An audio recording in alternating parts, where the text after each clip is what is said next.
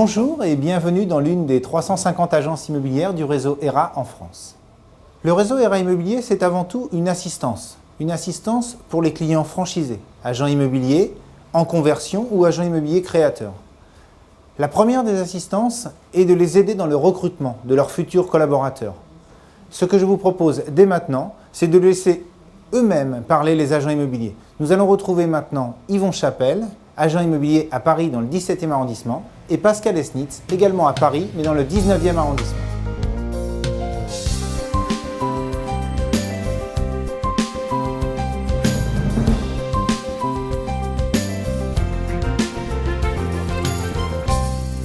Non, il n'y a pas de période favorable au recrutement. Ce qu'il faut savoir, c'est que nous devons recruter en permanence. Pourquoi recruter en permanence? C'est pour le développement de nos agences, et le développement de nos agences passe au travers du nombre de négociateurs que nous avons dans chaque agence. En particulier, quel métier?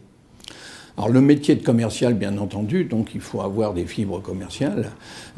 Pour cela, on a une méthode un peu particulière chez ERA, c'est qu'on passe bien entendu, comme tout le monde, des annonces dans les journaux et sur les sites internet, mais on n'est pas discriminateur au départ, c'est-à-dire qu'on reçoit les gens en soirée carrière, ce qui nous permet de recevoir beaucoup plus de gens, ou la totalité des gens intéressés par notre offre d'emploi.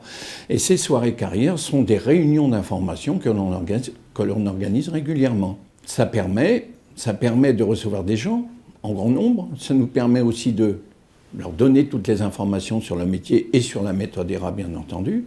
Et ce qui nous permet derrière de prendre les rendez-vous avec les gens toujours intéressés. Le métier précis pour lequel vous recrutez, c'est négociateur? Oui, négociateur qui est un commercial un peu particulier parce que chez nous, dans notre métier, il ne s'agit pas que de vendre, on ne recherche pas que des vendeurs, on recherche aussi des prospecteurs. Pourquoi? Parce que nous, les produits ne seront pas livrés le lundi matin par camion. Les produits, il faut aller les chercher, il faut les dénicher. Et c'est donc la base de notre métier. Alors il faut avoir quelles qualités pour être un bon négociateur? Des qualités humaines, je veux dire, tout d'abord. Et les qualités humaines, pour moi, c'est aimer les gens. Puisqu'on a un métier de relationnel, de contact, il faut aimer les gens. C'est la principale qualité qu'on doit avoir dans ce métier. Sont les plus adaptés selon vous?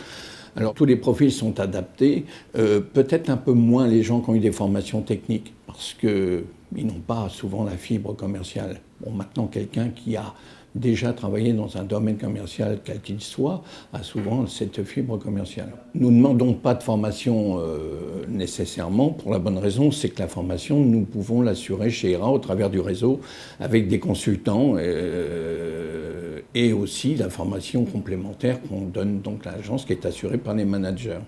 Les étapes, est-ce que vous pouvez nous les décrire? Les étapes, c'est bien entendu recruter des gens, comme je vous le disais précédemment, intéressés par le commercial et avec la motivation de le faire. Quand on intègre quelqu'un chez nous, d'abord on les transmet en formation chez ERA France, comme je vous le disais précédemment, pour avoir le minimum de base au niveau du métier et aussi apprendre la méthode ERA. Ensuite, ils sont accompagnés dans l'agence, bien entendu, par le manager. Ils progressent. Et au fur et à mesure de l'évolution de leur progression, il y a des formations élites, on va dire, qui sont assurées aussi par le réseau. Pour prendre quelqu'un pour en faire un cheval de course, vous nous conseillez quoi? En faire un cheval de course, on n'y arrivera pas à 100%. Il y a toujours des meilleurs. J'ai la chance, moi, d'avoir le meilleur négociateur de France dans une de mes agences. Je vais prendre lui en exemple. Je l'ai recruté, il était barman. Bon, en 7 ans de formation et de travail, il a réussi à faire la pole position dans le réseau sur 1500 négociateurs. Bon, maintenant, dans son plan de carrière, bien entendu, avec ce niveau technique, on va dire, il est maintenant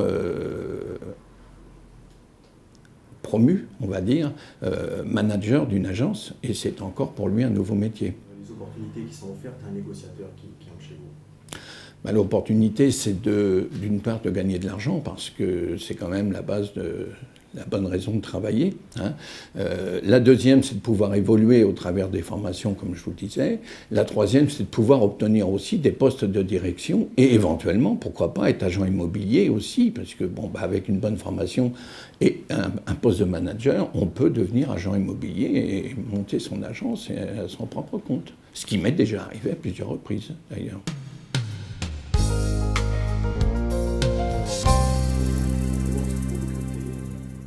Oui, je recrute à la fois pour mes 2 agences existantes et également pour le projet que j'ai d'ouvrir une 3e agence, toujours dans le 19e arrondissement. D'autre part, je pars en tous les cas d'un principe qui est je souhaite faire évoluer les collaborateurs, c'est-à-dire que lorsque je vais ouvrir une 3e agence, clairement je vais avoir besoin d'un ou d'une manager. Et je souhaite absolument que cette personne soit issue de mes collaborateurs que je connais, avec qui je travaille depuis un certain nombre d'années. Donc pour des raisons d'abord de développement, clairement oui, j'ai besoin de recruter. Alors maintenant, quel type de profil? Moi, j'ai pour habitude de dire, je recherche des gens de caractère, c'est-à-dire des gens qui ont une bonne personnalité, et j'ai envie de dire une forte personnalité. Je me contrefiche, c'est peut-être un petit peu fort le terme, mais disons que je m'attarde moins sur les diplômes. Ce qui m'intéresse, c'est la personne que j'ai en face de moi. Est-ce que c'est quelqu'un qui va être convaincant?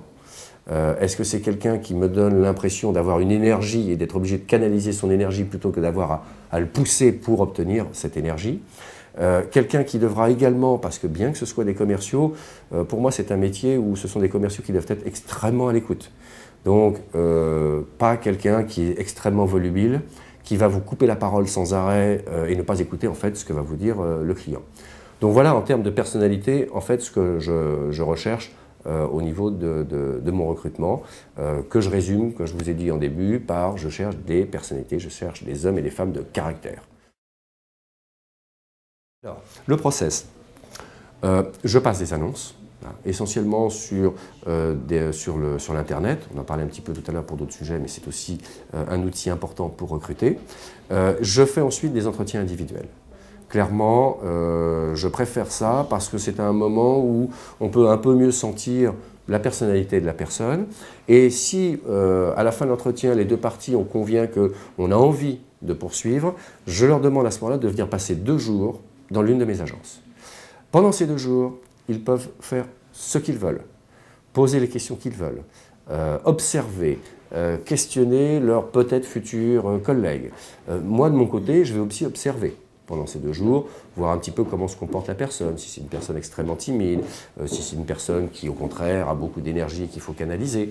À la fin de ces 2 jours, on a à nouveau une discussion pour convenir soit de continuer ensemble, et là, sérieusement, c'est-à-dire non pas simplement pour observer, mais pour entamer une carrière dans ce métier, soit tout simplement de convenir tous les deux que les 2 jours ont servi à se rendre compte qu'a priori, il n'y avait pas possibilité de s'entendre entre les 2 parties. Donc voilà à peu près le processus que j'utilise en termes de recrutement.